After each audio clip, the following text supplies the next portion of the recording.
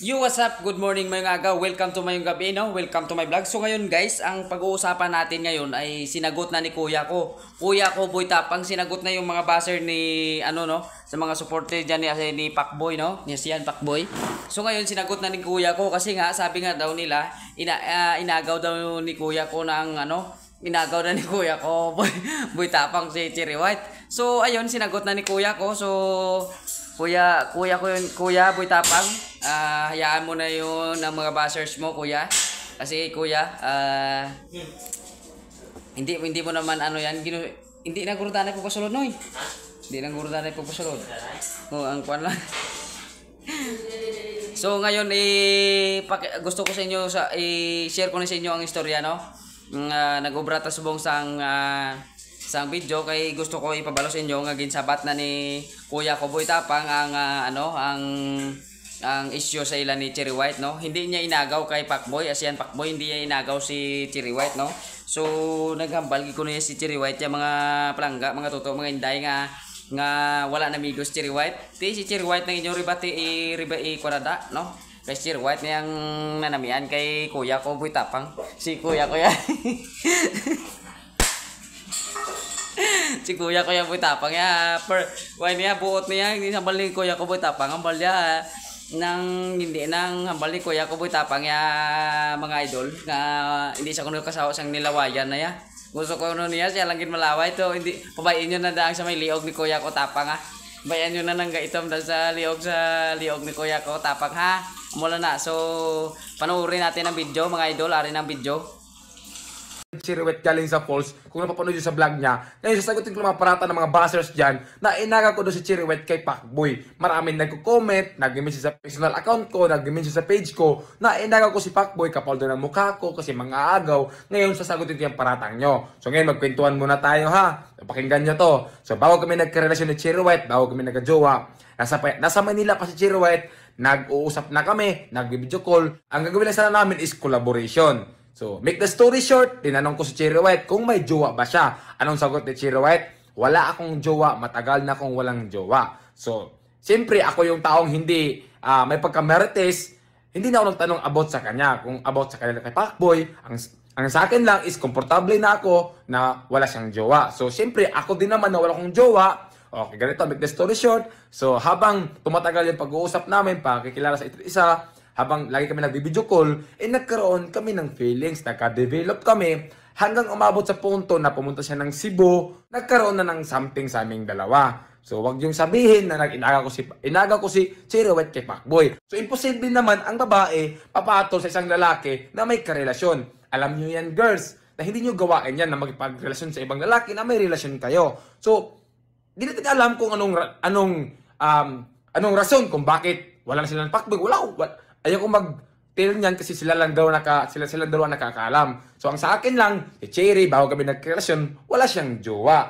So, wala siyang jowa. Hindi ko inagaw si Cherry. Hindi ko inagaw. Alam niya ni Cherry, hindi ko siya inagaw.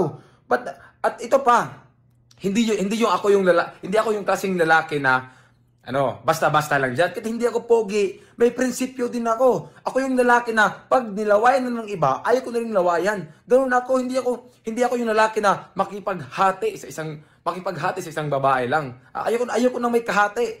Kaya wag yung sabihin na nang aagaw ako kay Cherry White. Si Cherry White mismo nakakaalam niyan. So hindi ko alam kung anong rason nila kay Pacboy. So ang sabi lang sa akin, matagal na siyang walang jowa. So hindi ko tinanong sila about sa kanila ni Pacboy.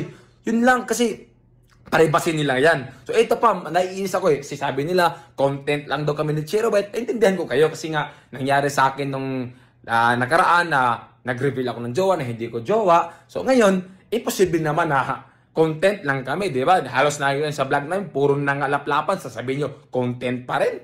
May ganun ba? Di ba? So, paano nyo nasabi na content lang kami ni Cherry? Nagkataon lang nung birthday ko na marami akong inimbita ng mga vlogger at yung mga vlogger naman, binidyohan kami habang sumasayaw. Siyempre, di namin natis yung sarili namin. Naghalikan kami. Binidyohan nila. Paano nasabi yung content? Hindi nga namin vlog yun, di ba? So, content yun ng mga ibang vlogger. So, sila yung nag-content sa amin. Ang sa amin lang is ginawa lang namin yung reason namin na ano yung nararamdaman namin. Di ba? So, kaya nasabi yung content lang. So, hindi kami ang nag-content, mga vlogger, kasi maraming vlogger doon nakatutok. So, actually, sinabi ko kay Cherry na wag muna kaming mag-private relationship muna kami. Kasi nga, pag social media talaga, maraming makisasaw, maraming masasabi, di ba? So, wala eh. Hindi namin natiis yung sarili namin na gawin yun sa birthday ko. So, maraming mga vlogger nagbibideo. Kaya, ganun yung nangyari. So, sige lang, hayaan nyo na mapatunayan sa amin na hindi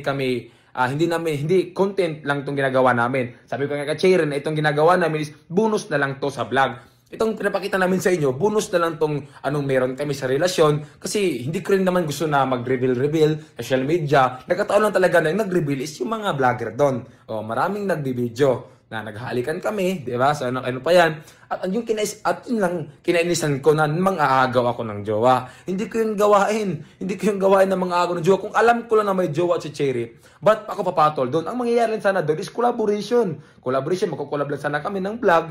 Eh, siyempre, wala siyang jowa. Wala din akong jowa. Eh, nagkamahalan kami, di ba? Nagkagusto kami sa isa't isa. So, hindi ko kasalanan yon. Eh, kung si Cherry ay may karelasyon siya, o tinago niya sa akin, may jowa pala siya, hindi ko kasalanan. Yung kasalanan ni Cherry yun. Na nakipag-relasyon siya sa akin na may karelasyon pala siya. Yung inamin sa akin, wala siyang jowa, di ba? So, hindi ko kasalanan yun. Kasalanan ni Cherry yun. Pero, wala naman talaga. Totoo naman talaga na wala siyang jowa. So, yun lang. Huwag niyong sabihin sa akin na manghahagaw ako. Kasi hindi ko yung gawain. Hindi ako yung tao na nakikipaghati sa isang babae. Kahit hindi ako pogi, hindi ko manghahagaw. Hindi ko gawain yun. Ayokong sasakit ulo sa kakaisip. Di ba? Kaya wag yung sabihin sa akin nangaagaw akong jowa. So yun lang, naiinis lang talaga ako sa mga bashers. Pasensya nyo, di ako nagalit. Nagpalabas lang ako ng aking nararamdaman sa mga sinasabi sa ibang tao dyan. Kasi ito lang ako, nagpakatotoo lang ako sa kay Cherry. So, yun lang, pasensya na kayo kung ano yung, kung parang galit ako. Naiinis lang talaga ako sa mga nagko-comment at nagbabas dyan. So yun lang, pasensya na talaga. Dito sa Super PH mga katapang, hindi kayo ma-stress dito. Ito yung